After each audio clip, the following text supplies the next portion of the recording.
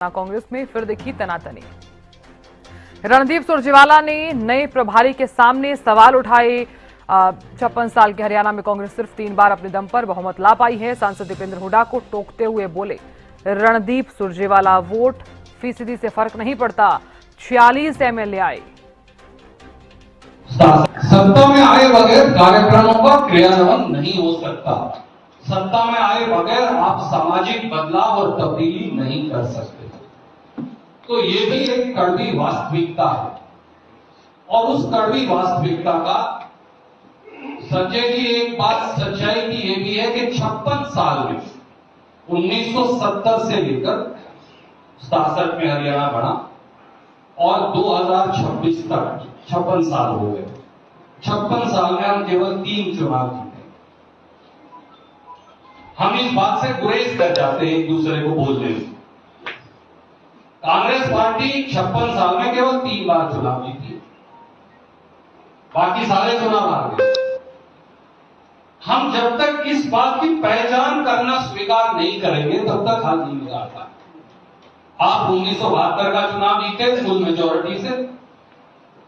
हुड्डा साहब को याद होगा क्योंकि हम तो उस समय छोटे थे, 52 के करीब शायद से सीट आई थी। जो है सर इतनी सीट आई थी कांग्रेस की 72 में 48 सीट आई थी। 48 सीट आई थी।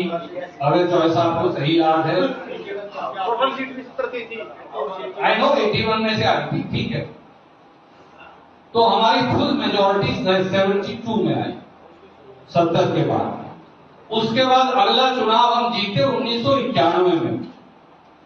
हम 70 हारे, 82 हारे, 87 हारे, बीच में चुनाव नहीं जीते। अगला चुनाव हम जीते 1991 में जब हमारी फिर 52 सीट आई थी, 51 सीट आई। फिर 1991 के बाद हम अगला चुनाव जीते 2005 में जब हमारी 67 सीट आई। नाम उसके बाद चुनाव जीते 5 के बाद, और उससे पहले हम 56 साल में केवल 3 चुनाव जीते। ये ठीक है कि कोई साथी आगे, कभी हमने लड़ा लिए, कभी वो आगे, उससे हमने सरकार बना ली, वो अलग बात है। पर पहले इस बात की हर कार्यकर्ता को भी और नेता को पहचान करनी पड़ेगी कि आप 56 साल में केवल 3 चुनाव ही जीत पाए। मैं मेरे छोटे भाई दीपेंद्र का बहुत आदर करता हूं। हम कहते रहे 60 एमपी एमएलए आगे थे जी, फिर जीते क्यों नहीं? कहते रहो आप 60 आए थे, 600 और ले आओ तो क्या फर्क पड़ेगा? आखिर में तो 46 एमएलए आने चाहिए। हम कहते रहे कि हमारी सबसे ज्यादा प्रतिशत वोट आई थी, पर एमएलए तो 37 पे आ गया करके।